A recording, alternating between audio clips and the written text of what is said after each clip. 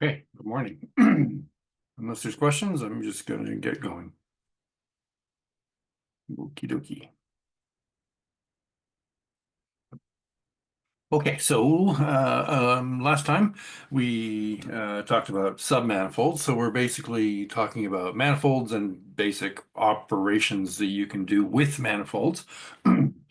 Um, so submanifolds is an important one. Products is another one. So this is fairly um, um, straightforward. So I'll just go through it relatively quickly. Um, okay, so we have two manifolds.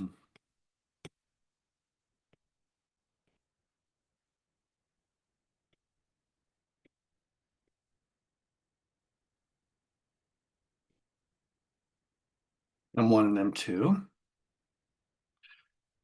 And there's CR for some suitable R.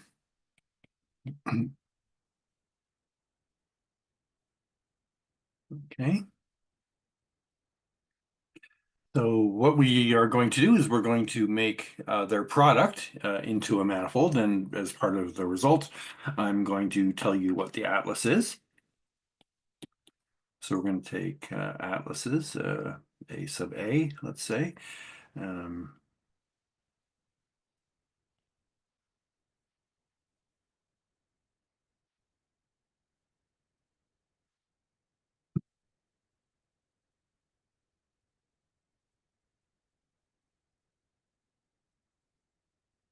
okay, one for each M. Okay, so then I'm going to define the atlas for the product in the obvious way by just taking the products of the charts. Okay. All right. So, sorry. Okay. So we take A1 cross A2. This is the thing I'm defining now. So this isn't necessarily just the product. This is just a piece of notation. Um, so this is going to be the collection of all things that look like the following.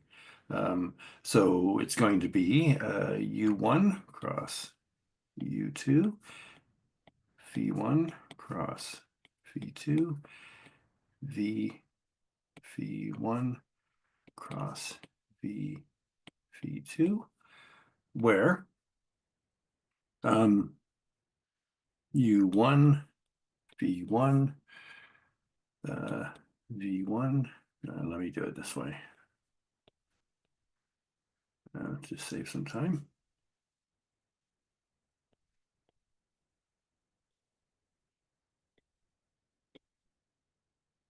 Okay, so I take two charts, UAVA, VA for MA. Okay, and then I just take the product of everything in sight. Okay, so the product of the chart domains, the product of the uh, um, model vector spaces, and the product map. Okay.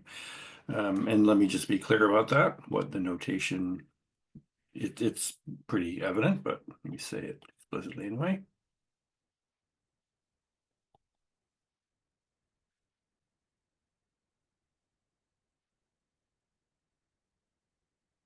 Oh, to be consistent here, I'm sorry, I should do it like this. Um, so I should call this V1, V2, VA, VA, okay? So V1, because that's how I've been labeling my charts.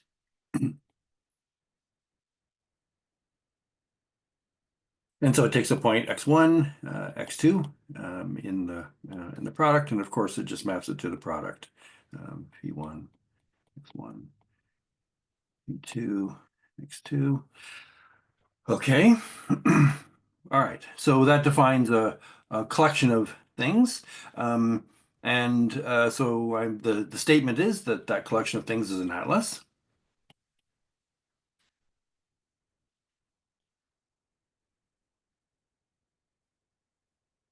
It has the same regularity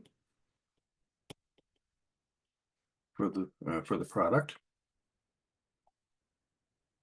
Okay, and the manifold topology for M1 cross M2. So remember that once I define an atlas for a set, that makes it into a manifold. Okay. And so if I've defined an atlas A1 cross A2, then the product becomes a manifold. Okay, so it has a manifold topology.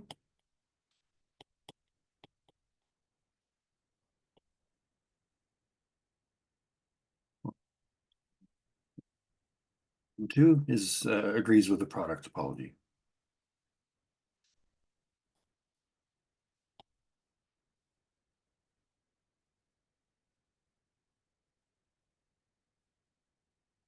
You tend not to obsess so much in doing like finite dimensional differential geometry with things like topologies, manifold topologies. You still are concerned about them. But in infinite dimensional, especially general infinite dimensional differential geometry, the topologies are there are many topologies, and so one should keep track of them carefully. So it's important when you build a new manifold structure to try to understand what its topology is. Okay. All right. So let's do the first thing first. Sorry, the last thing first. Let's see why the manifold topology agrees with the product topology. And the way that we're going to do that is on each of these charts, U phi 1, U phi 2, we're going to show that the product topology of this agrees with the topology that it gets from the manifold. Okay, so first show, and that'll suffice to show that the manifold topology is the same as the product topology, and the reason for that is that this collection of subsets forms a base for both the manifold topology and the product topology. Okay. So first we're going to show that U phi 1 cross U phi 2. So let me say it this way. So on this set, the induced topology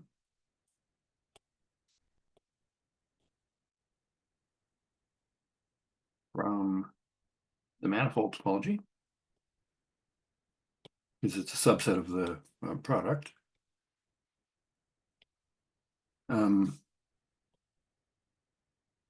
is the same as the product topology.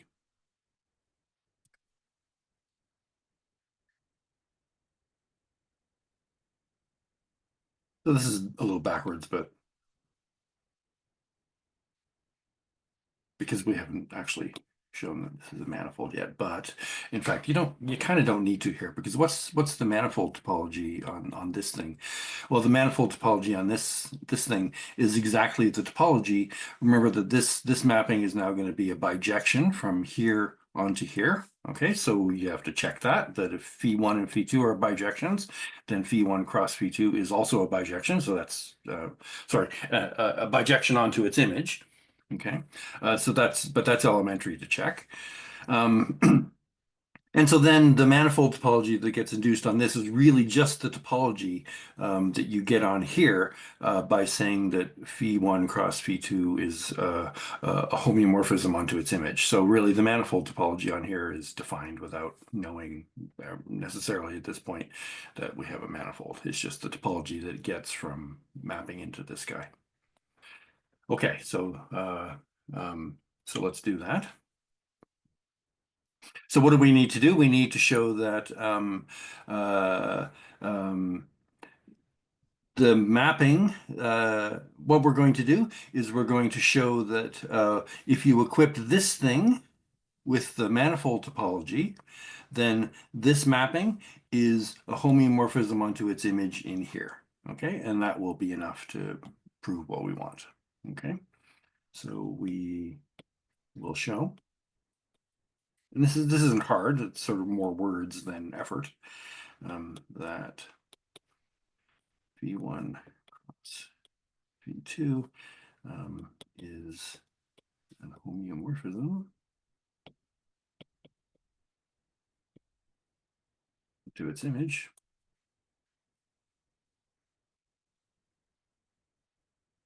when U1 cross U2 has the product topology.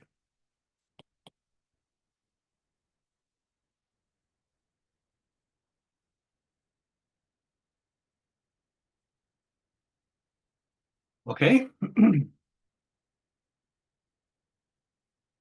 All right. So to do that, we're going to um, look at a little diagram. Okay. And the diagram goes like this.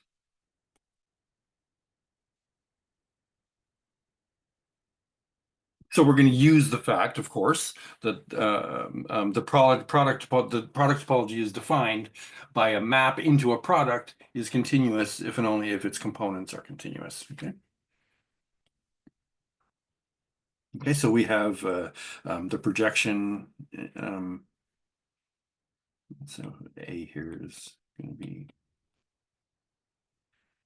okay. And so this is going to map by phi1 cross phi2 into simply phi1 of u1 cross phi2 of u2. And this maps, we have a projection here, so I'll just use the same notation. And I'm very sorry I keep doing this, and I shouldn't.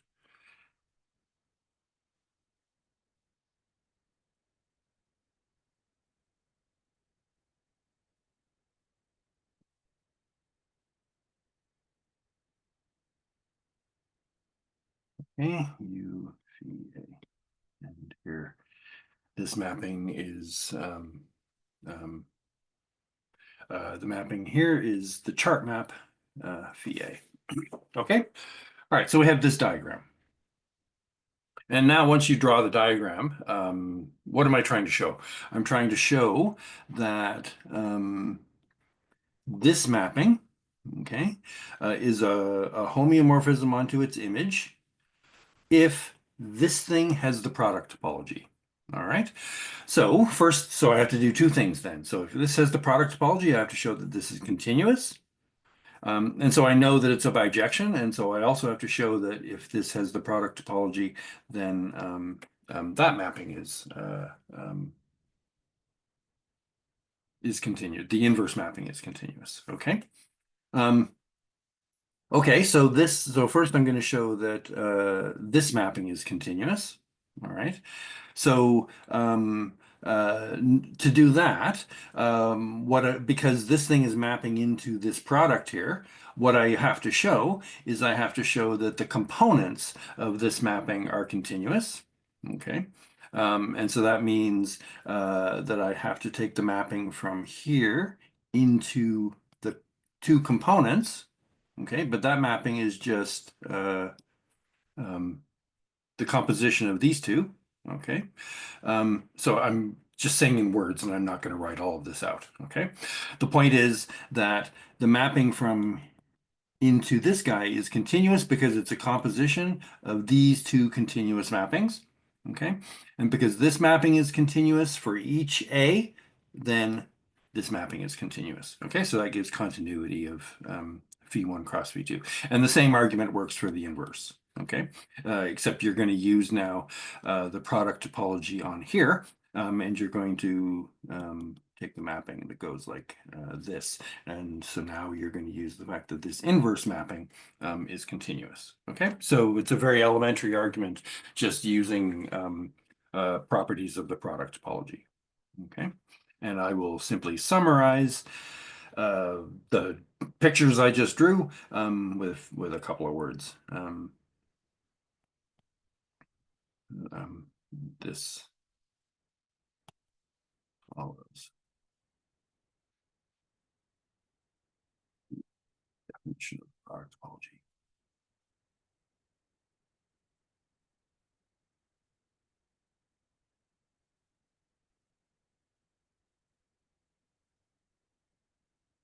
Okay, so that deals with the topology on chart domains. Okay, so those are the same as the product topology. All right, good. So now we have to verify the overlap condition.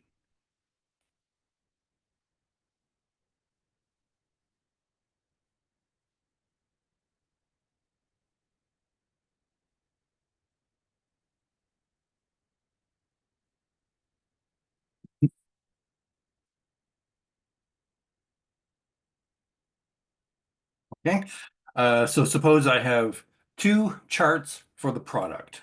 Okay, so I have U V1 cross U V2, V1 cross V2, V1 cross V2, and U psi 1 cross U psi 2, psi 1 cross psi 2, V psi 1 cross V psi 2. Okay, so I'm going to suppose that these overlap. And so, for example, that means that U phi 1 and U psi 1 overlap, and that U phi 2 and U psi 2 overlap. Okay, so I'm going to assume that that's true, or else the overlap condition is vacuously satisfied. Okay. And so again here, the overlap condition follows from sort of general things that we said about calculus on products. Okay. So notice that the overlap map, okay, so the overlap map here is going to be the product of the overlap maps. Okay, so I have an overlap map for phi1 and psi1 and for phi2 and psi2. And then the overlap map for the product is going to just be the product of the overlap maps. So let me write down what that means. Okay. All right. Okay, so psi 1 composed with phi 1 um, cross psi 2 composed with phi 2. So let me maybe put parentheses around things here. Okay. All right. So take this mapping. So what's this mapping going to do? Oh, so inverse, sorry. Okay. So this mapping is going to map from uh, U um, sorry. Yeah, let me do it this way. Okay, so uh, um, okay, sorry, this is the one I want to write afterwards, so apologies. Let me start by looking at not this one, but by looking at the this one. All right, so I have to take the overlap map for the product. Sorry, so it's psi 1 cross psi 2, right? That's the chart map for the psi product map composed with phi 1 cross phi 2 inverse. Okay, so that's the thing I want. And I'm going to be writing that in terms of the thing that I just erased. Okay, so this is going to take a point, x1, x2 in, so this point here is going to be in v phi 1 cross v phi 2, so particularly in the image of that thing. Okay. And what's this going to be? Well, you can just unravel things, and what else could it possibly be except psi 1 composed with phi 1 inverse of x1, um, psi 2 composed with phi 2 inverse of x2. Okay. So again, what else could it possibly be? All right.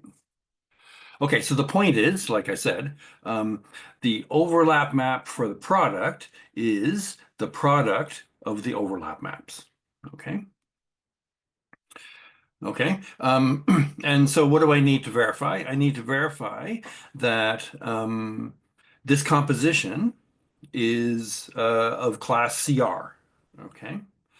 So what do I know? I know that each of these is of class CR. Okay. Um, and so I know that the mapping, okay, so the mapping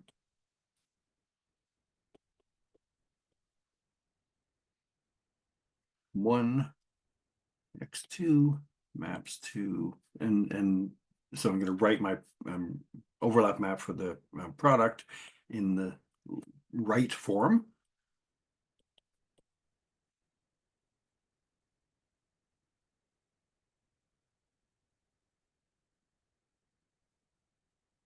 Okay, is of class CR because um, derivatives, and so I'm going to just say some words uh, um, without saying the precise statement, because saying the precise statement is just more effort than it needs to be. And I'll just say a slogan for this. So derivatives of products are products of derivatives.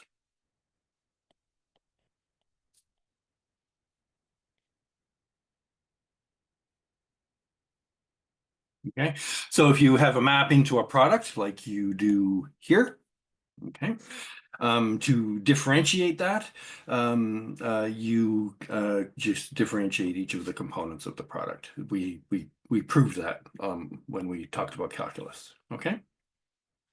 All right. So that's all you need to do here. Okay. All right. So that's products. Um, so maybe just not because I won't do this example carefully, but just to give you some, if you haven't sort of thought about products of manifolds before. Um,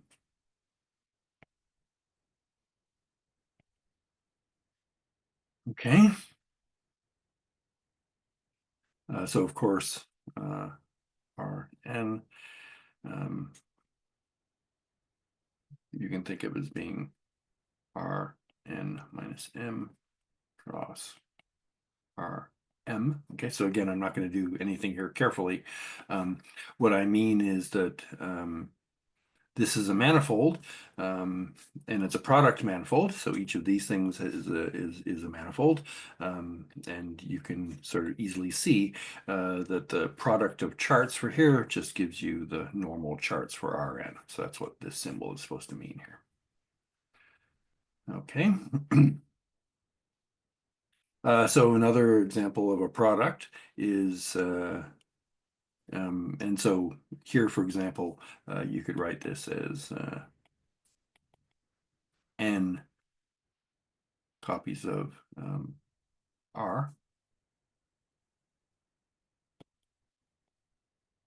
Okay, so let's look at another thing, which is a product like this.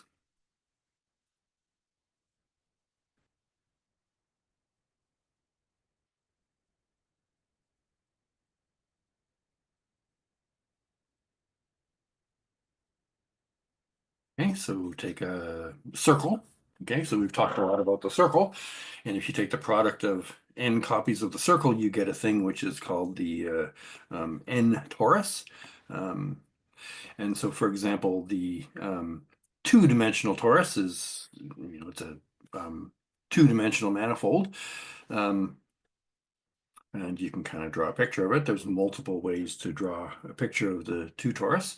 In some sense, the easiest one to envision and kind of the most alluring one is maybe not the most useful one, and that is you represent a torus as a donut. Okay, so you have one copy of S1 going like this, and then another copy of S1 going around like this, and that's your product structure. A better way to think about the product structure on a torus is to think about a square. It's better because almost anything you want to do with the torus, it's easier to imagine it in this representation. Um, so you draw a square and you identify edges. So in other words, you say that this edge is the same as that edge, and so that amounts to taking the torus and kind of so you could, if you were to think of this as being a piece of paper, you would wrap the paper around so that these edges meet, and you would end up with a cylinder. Okay.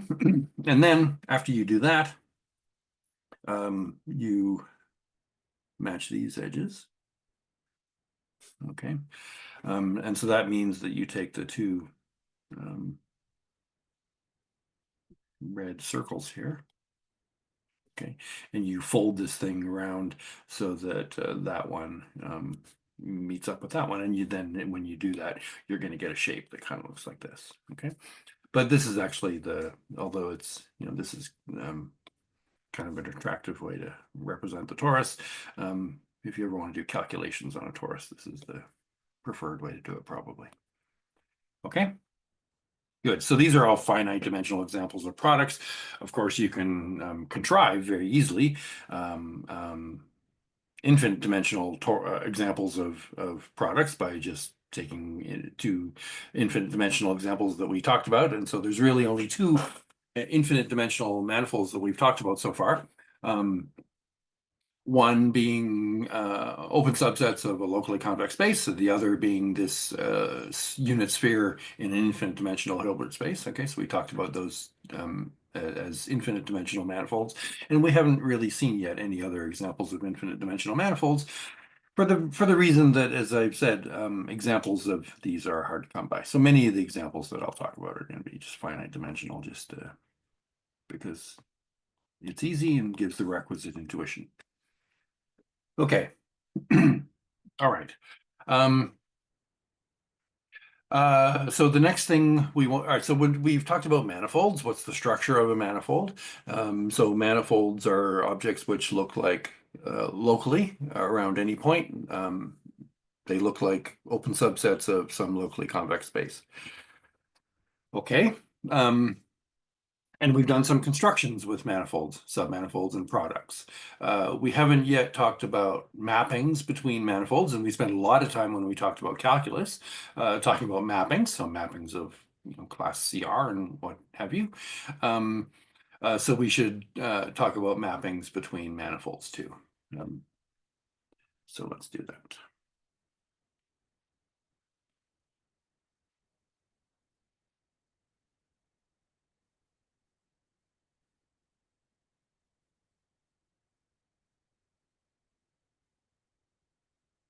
Okay,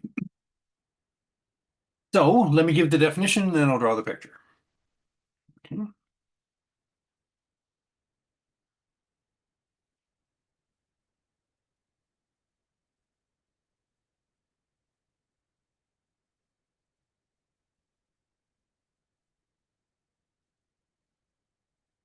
So we have the usual thing.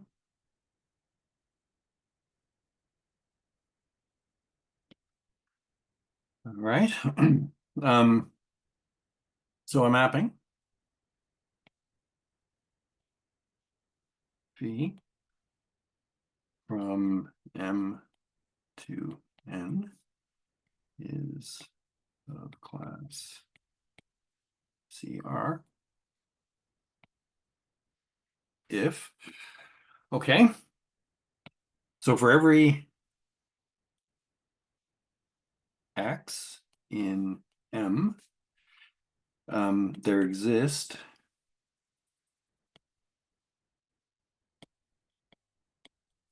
charts U phi, phi, V phi about X. And so this one, U phi, V phi, sorry, U phi, phi, V phi is a chart for M. And we also have a chart for N, which I'll call U psi.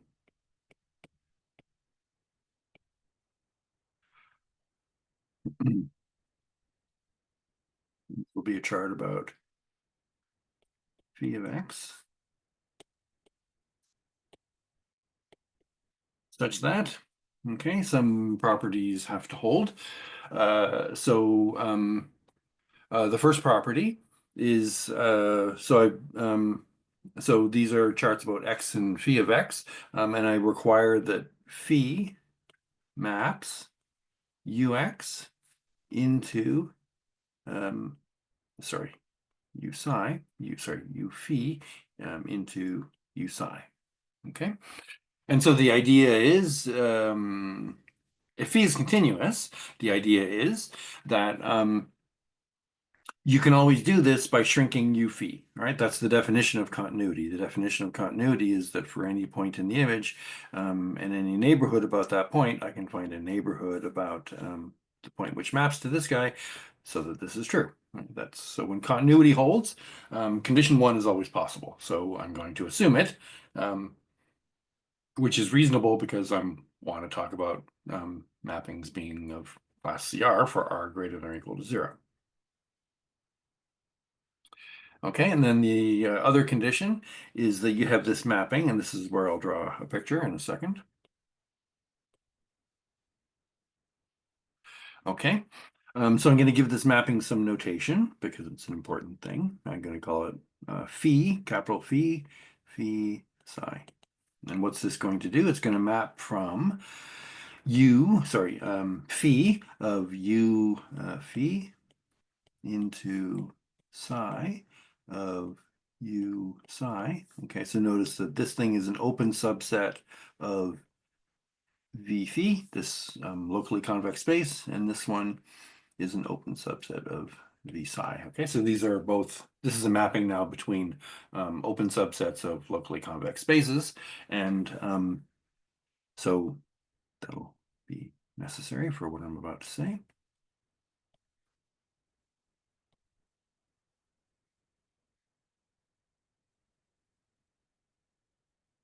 Okay, all right, so this mapping, again, which is a mapping between open subsets of locally convex spaces, is of class CR.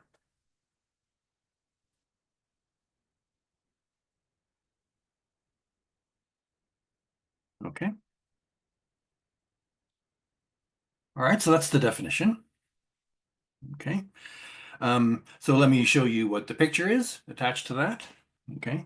And then say a few things about this definition. Okay, so I have two manifolds. So M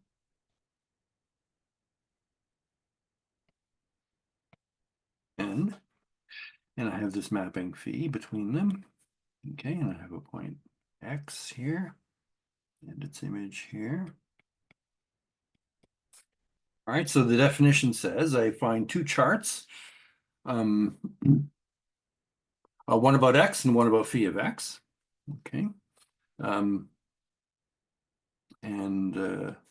So I have a red chart here, which is U phi. Okay. And this maps to some locally convex space, V phi, and its image is going to be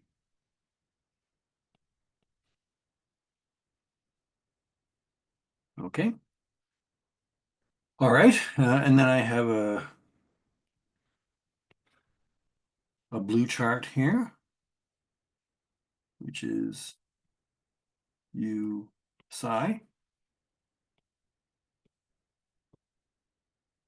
And this maps into a locally convex space V psi with its image psi of U psi, which is an open set. Okay, and then I have this mapping, which is the local representative. Okay, this one, which maps this into this. Okay, and the way that it does that, all right, so it goes from this one into this one. So this is phi psi. Okay, and it does the obvious thing. Okay, it goes backwards here by phi, then over here by capital phi, and then forward here by psi. All right, that's what the definition is. Okay, and so that's how I build this thing. And phi psi, I call the local representative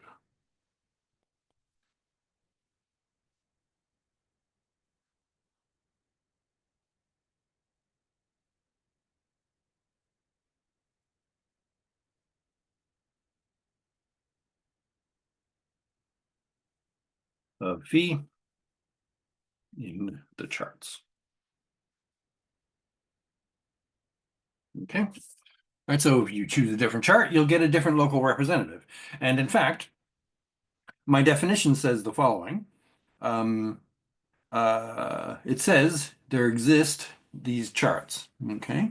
So this leaves open the possibility that maybe um, um, two people can find, so one chooses a chart here, the other one chooses a different chart. One chooses a chart here, and the other one chooses a different chart. Both charts um, have this property. Okay. But the local representative of one is class CR, and the local representative of the other one is not. That's the definition leaves open that possibility, and that would not be good because essentially in differential geometry, although differential geometry is defined and built using charts, the idea is you want concepts in differential geometry to be independent of chart. Okay. So if you have a definition of being class CR that depends on the charts that you choose, that's not a good definition. All right, so you should verify that that is not possible, and that's the case. Okay. Um, so um, so a map being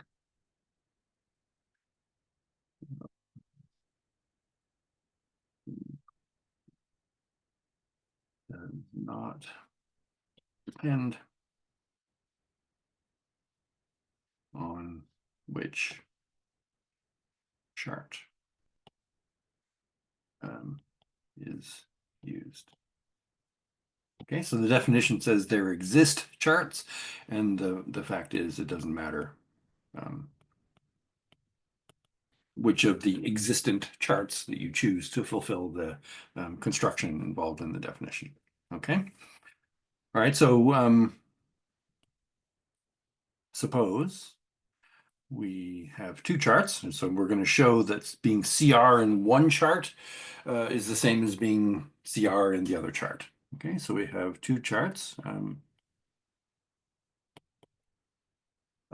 U phi, phi, phi, phi, and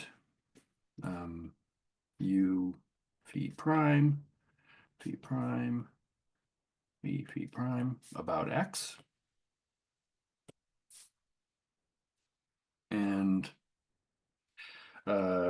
u psi, psi, v psi, and u psi prime, v psi prime about phi of x. Okay. And they both satisfy that property, of course.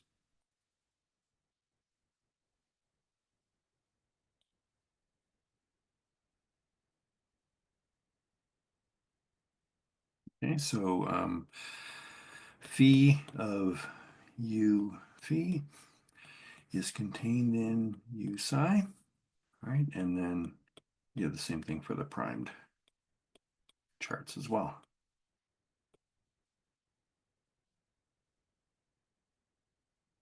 Okay, right. So we will show that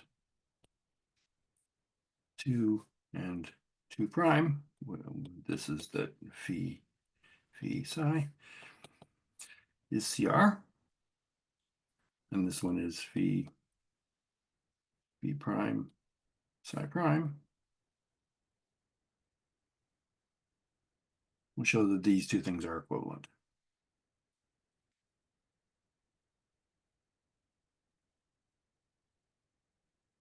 Okay, and it's easy. So what I will do is I'll show that if this one is class CR, then this one is class CR, and then it's an easy transposition of symbols to give the other direction. Okay, so to see that phi psi is C R F, if let me do it this way, like I said.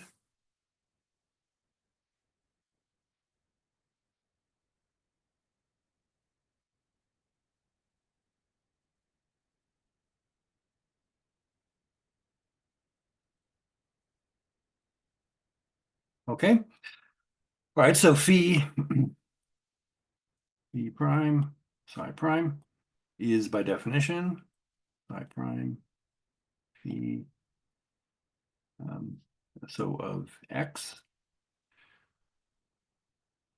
Okay, so of x, and maybe let me call it x prime since I'm working with prime coordinates. Okay. Okay, so phi prime inverse of x. All right. And so what you do here is you write this. So this is the local representative of the primed thing, and right. And so you rewrite it in terms of the unprimed thing. And so I find the easiest way to remember that is to start with the thing that you know makes sense, which is that. Okay. And then just add the symbols you need to make the equality true.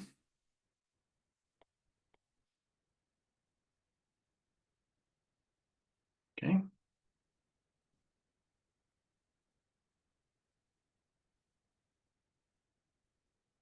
Like that. Okay. All right. And this is true if x is in um, if x is in um, phi prime of u phi intersect u phi prime. Okay, so of course I'm only going to be able to verify that these things are equivalent on the intersection of their domains. Okay, so and that's why, because this formula only makes sense if x is in here. Okay. All right. And so this does it. So let me just see why this does it. This is uh, phi psi. This is the overlap map.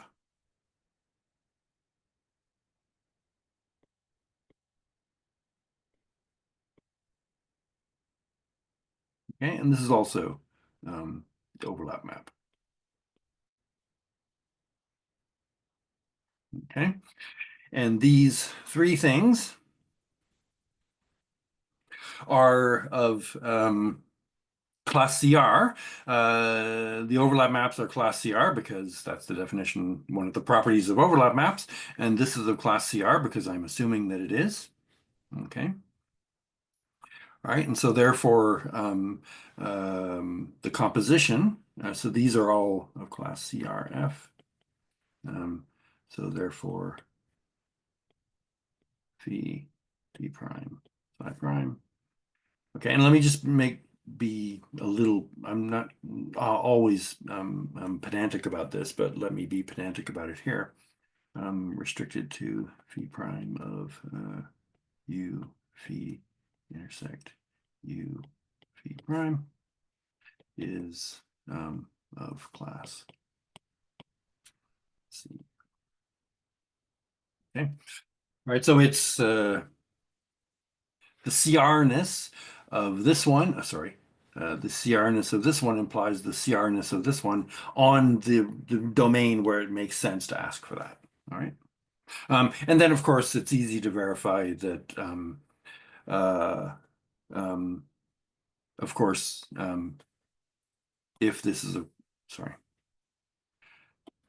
if this is a class CR, then this is just reverse the primes and the unprimes. Okay. All right. So that's the proof of the claim that the property of being CR is independent of the charts that you choose. Okay. All right. So that's good. Um, what other okay, so let me see. Um, let's look at um, the way that mappings interact with submanifolds and products. Okay. All right. So let's prove a little result here. Oh, sorry. I think before I do that, I need so I can still have that. I should sort of prove the chain rule or the composite mapping theorem for mappings of class CR. So that's easy, but let me do it. Okay, so let M, N, and P be CR manifolds.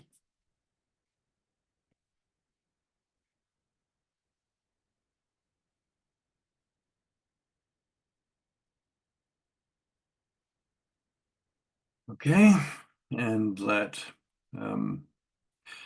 okay, so I'm going to introduce some obvious notation here on the fly.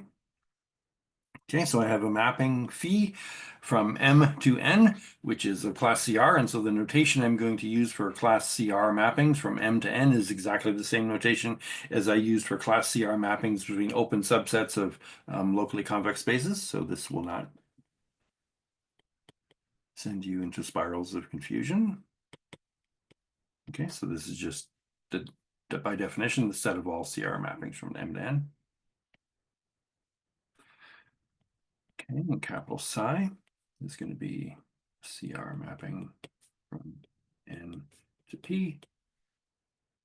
Okay, then the obvious thing is true, that psi composed with phi is a CR mapping from M to P. Okay, so the proof is easy, as I said.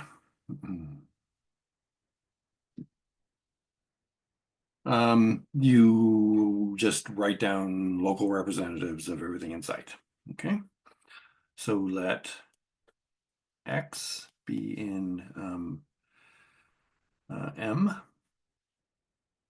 and let so I have to choose now three different charts. Okay, um, and so let me call these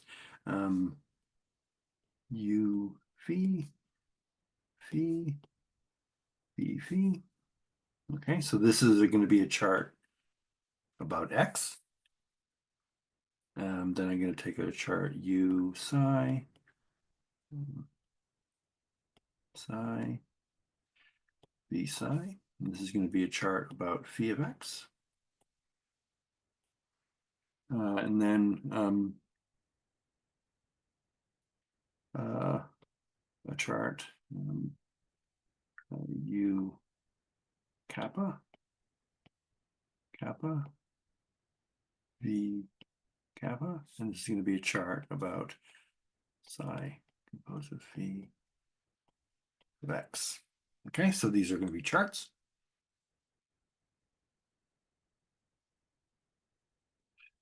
Okay, and so what I should verify, so first I should assume.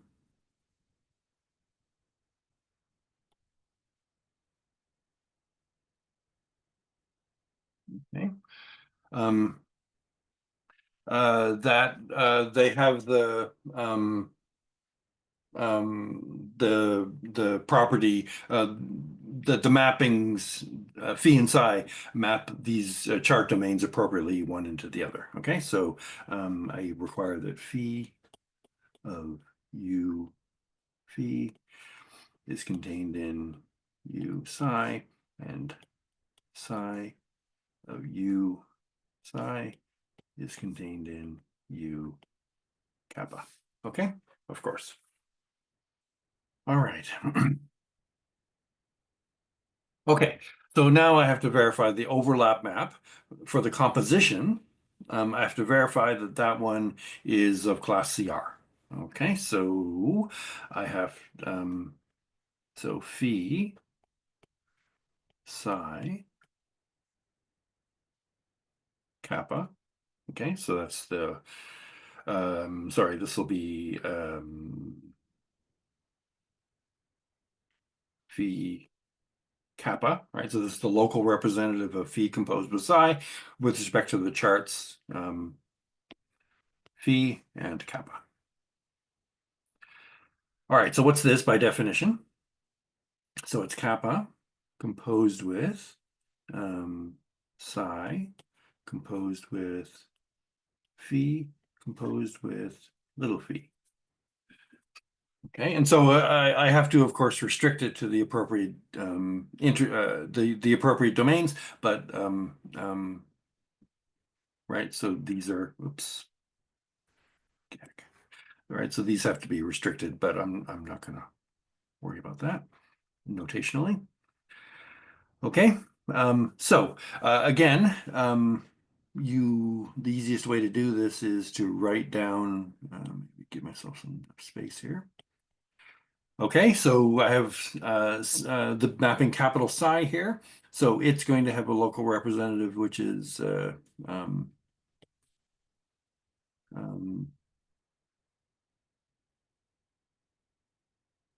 like this. Okay, so sorry, I gave myself some space where I didn't need it.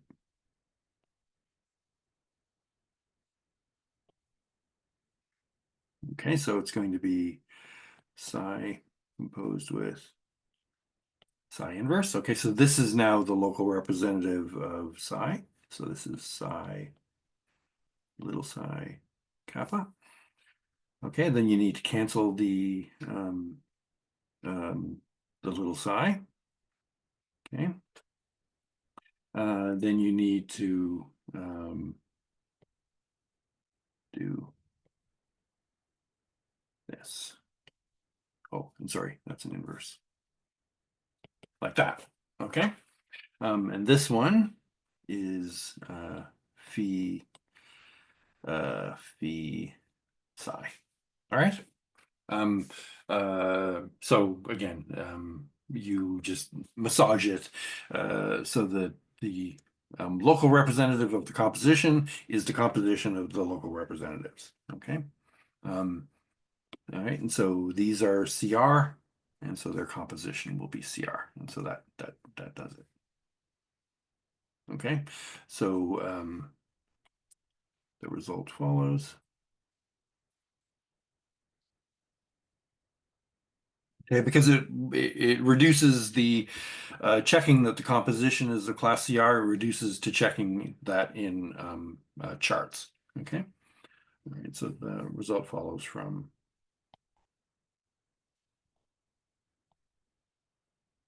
the composite mapping theorem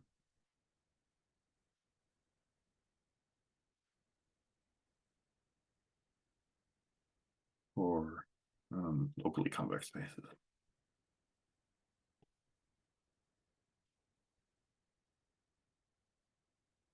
Okay, so that's the proof. Okay, so this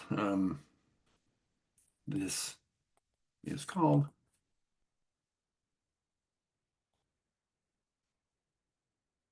of course, the composite mapping theorem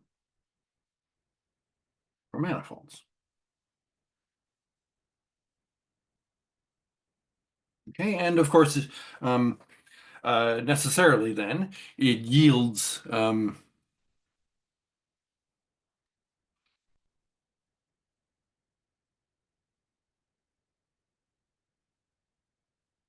So let me sort of give an elementary example here.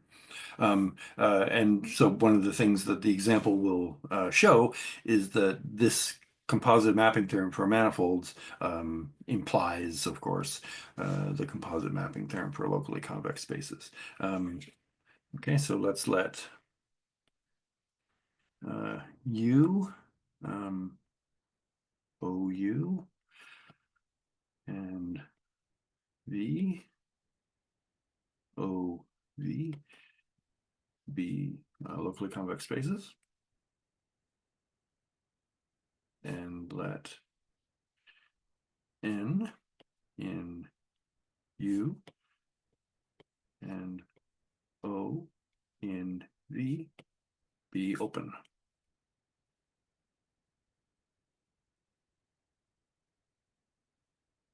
Okay, so what you would certainly like to be true, and which is true, and it seems obvious, and we'll say why it's obvious, is that N and O are manifolds, as we've seen. And so a mapping from N to O is CR as a mapping between locally complex spaces, if and only if it's a class CR as a mapping between N and O thought of as being manifolds. Okay. So then phi from N to O is of class CRF as a mapping between locally convex spaces. Okay, so in other words, back when we were talking about calculus, class CR in that sense.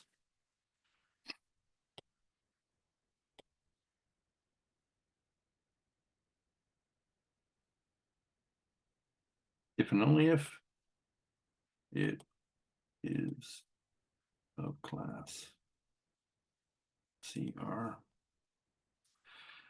as a mapping between manifolds.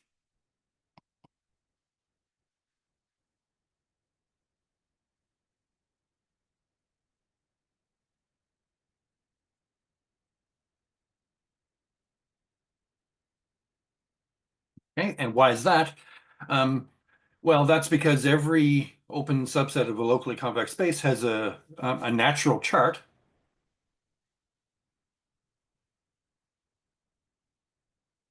And that natural chart is just the inclusion mapping.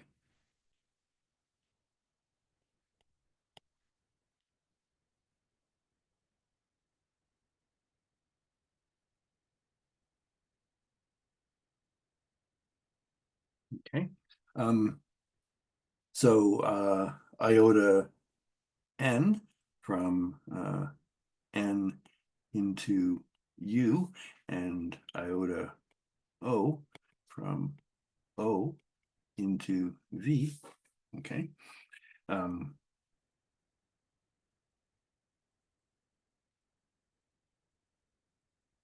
Whereupon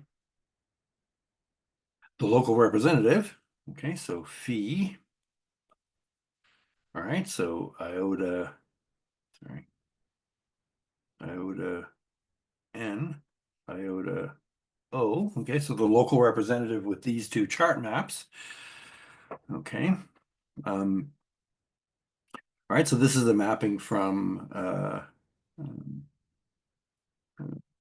iota n of n, well, that's n, to iota o of o, which is o. Okay, this is actually just phi, of course. All right, so that's why it is that the notion of being CR for open subsets of locally convex spaces is the same as that of manifolds. Okay, and so in particular, we see that the composite mapping theorem is also equivalent for mappings between open subsets of locally convex spaces. Okay, good. So now let's talk about mappings as they interact with submanifolds and products.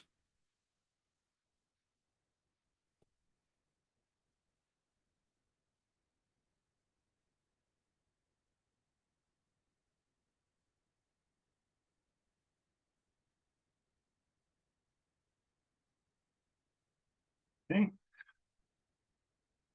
All right. So, okay. So let's let M and N be CR manifolds, and let S in M be a CR submanifold.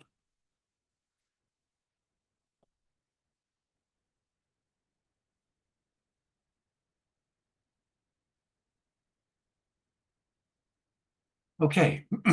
So I'm going to make two statements. One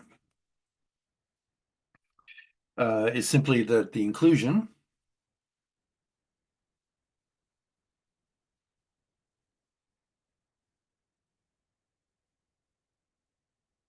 of S into M is class C.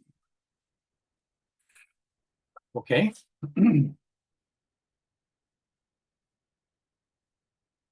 Right. The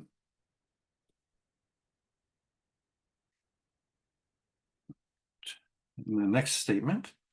Okay, so um, so this statement is going to be um, one which mirrors the notion of the induced topology. Okay, so let me draw a little picture over here. I think it's important to have some sort of elevated view of some things when they show up, and this is a case where that is possible. So let me do this. Um,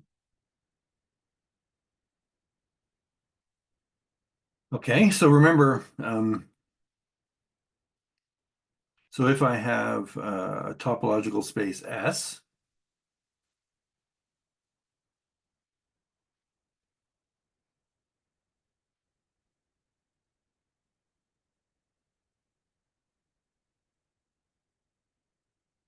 and if A is a subset of S, then the induced topology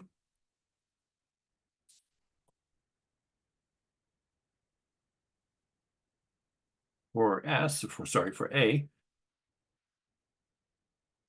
satisfies, okay, um, that a mapping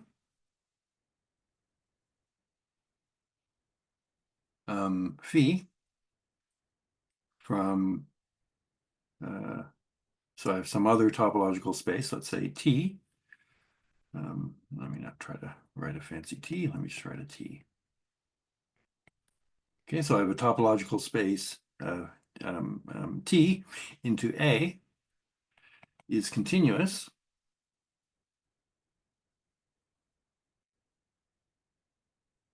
if and only if the inclusion mapping S phi as a mapping from T into S is continuous. That's a property of the induced topology. This is rather like the property of the product topology, that a mapping into a product is continuous if and only if each of its components are continuous.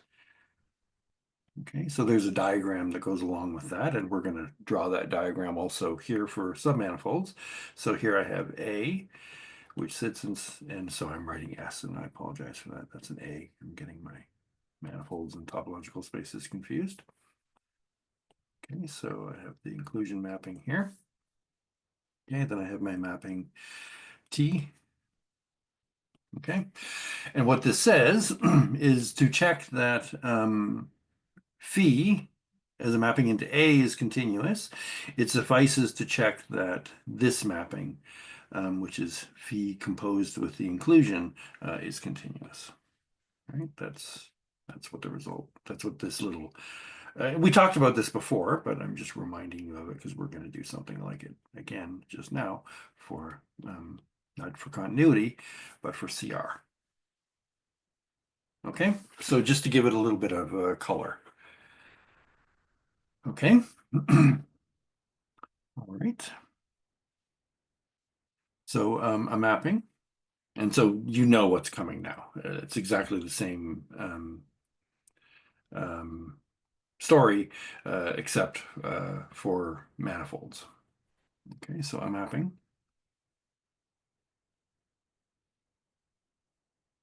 B from let's say a P. Um, oh, sorry, I already have a manifold here. Right, from N to S. Okay, is of class C, R, F, if and only if the inclusion mapping composed with phi is of class C, R. Okay, so we have the same kind of diagram here, and so I have my N and my phi and S, and then M. Okay. And so the statement is saying to show that phi is continuous, it's enough to show that the composition of phi with the inclusion into M is continuous. Or sorry, not continuous, class CR. Okay, so let me prove that. Oops.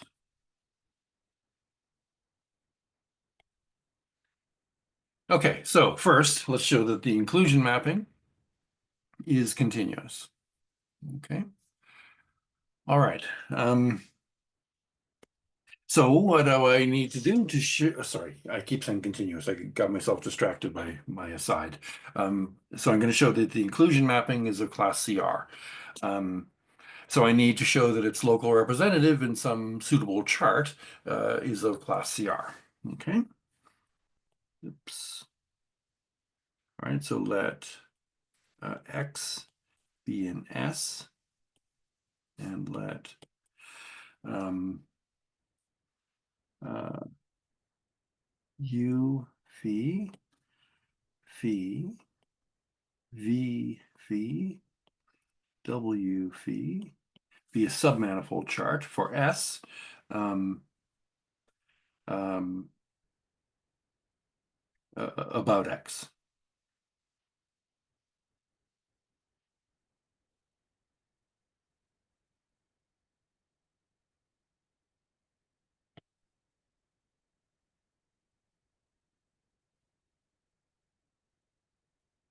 Okay, so you remember that the submanifold chart um, is a chart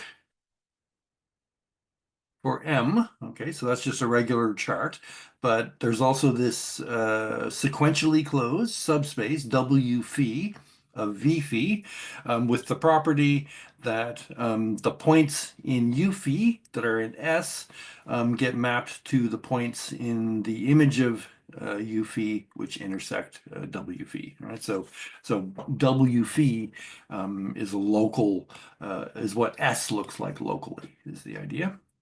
Okay. Okay, so then,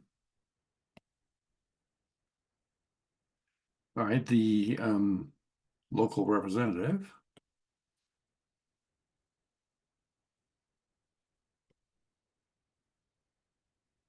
of the inclusion is, well, it's simply um, the inclusion of W phi restricted to um, restricted to phi of u phi intersect w phi. Okay, and you'll remember that this thing here is exactly phi of u phi intersect s. That's the definition of a submanifold chart. Okay, so that's the local representative. But the point is the local representative is linear. Okay. Or I should say, it's the restriction of a linear mapping um, to this open subset of W phi. Okay, so thus um, the local representative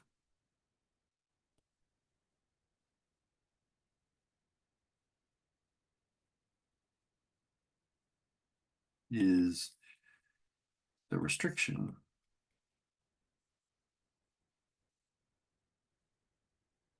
okay, of a linear map. Well, continuous linear map, that's important.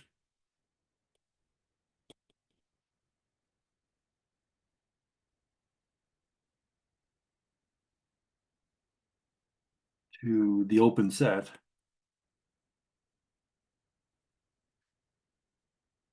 phi u phi intersect w phi. Thus, it is in fact C infinity. Okay, and so particularly it's because the local representative is C infinity, that means that this thing is of class CR. Okay.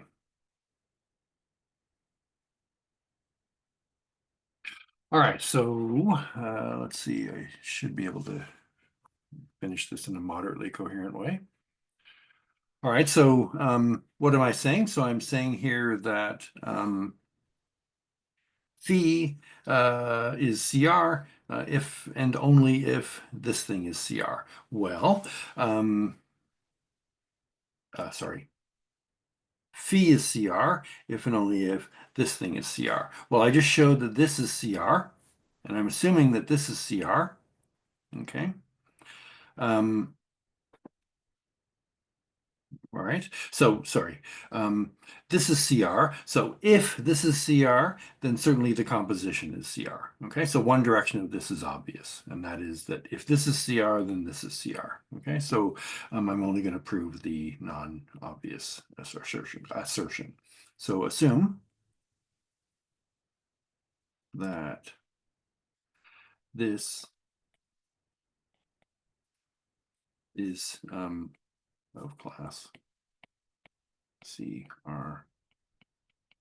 And I'm going to show then that phi is of class CR. Okay, so let Y be a point in N. And so I need to find charts about Y and phi of Y. Okay, and let U psi V psi be a chart about Y. And so I need to find a chart for S about phi of Y, and I'm going to, of course, choose a submanifold chart. Okay, so U phi, phi, V phi, W phi, be a submanifold chart for M. Okay, so a submanifold chart is a chart for M, first of all. Okay, about phi, sorry, phi of Y, which is in S because phi maps into S, but of course this is also in M. Okay, so a submanifold, so this chart serves two roles. So it's a chart for M, Okay. And then when I take this thing, okay, and this thing, it becomes also a chart for S. All right, so I'm going to be using the chart in its dual roles as a chart for M and a chart for S. Okay. All right, so then um, assume, of course, that phi of u psi is contained in um, u phi. Okay. All right, and that's possible because of this thing being continuous. All right, good. All right, so then observe that the local representative of phi is, okay, so this is going to be a mapping from phi of u phi intersect w phi to v oh sorry, not from there, to there, sorry.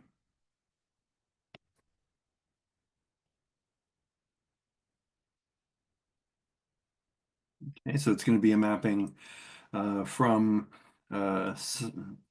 psi of u psi to, okay, will that fit in there? Nope. Okay.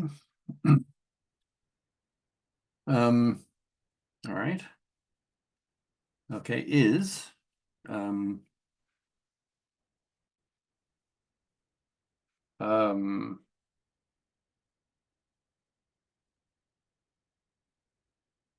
okay, so the local MP.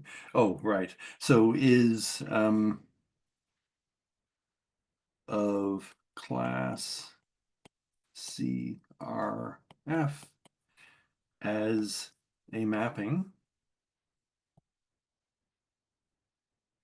into not this, okay, but this, okay, because there's a mapping from here into here, all right, so it maps into this thing, but of course, this thing is a subset of this thing, okay? And if you think of the mapping as the local representative as being a mapping from here into here, that's actually the local representative of this composition, okay? Okay, so as a mapping into phi of u, phi, it is of class CRF since iota S composed with phi is of class CRF. Okay, so do you see what I'm doing here?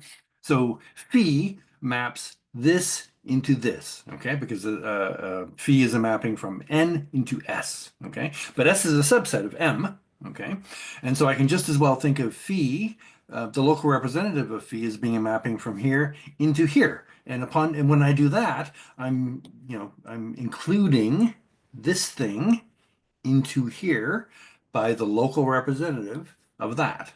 Okay, and so since this is of class CR, the mapping from here into here will be of class CR. Okay, all right. um, and now, so when we talked about, all right, so I did this interestingly enough. I did this at the end of the lecture last time. This exact same thing came up. And I'm just gonna do this.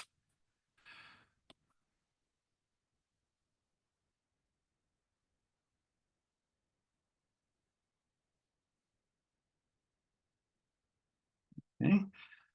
Um, I could have rewritten it. Oops. Did it not copy?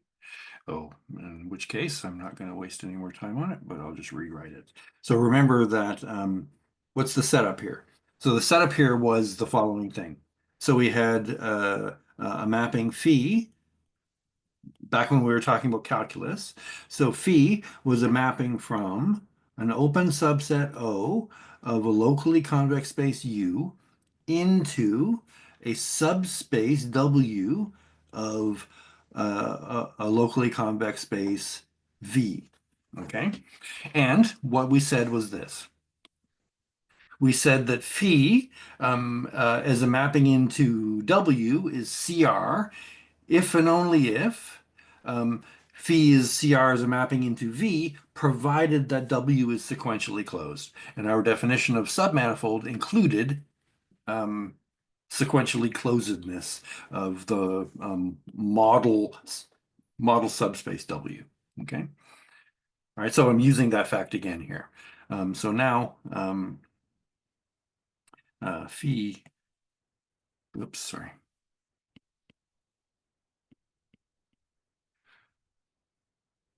Phi is of class CRF since W phi is sequentially closed.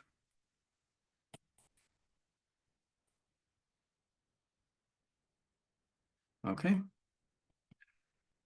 All right. And so again, this was the thing from calculus that makes reference to this fact from calculus.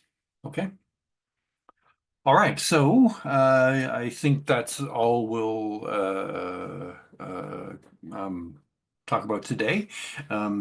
Next time we'll start by seeing how mappings interact with products, and then we'll talk about vector bundles. Okay. All right. So unless there's any questions, I'll see you on Wednesday.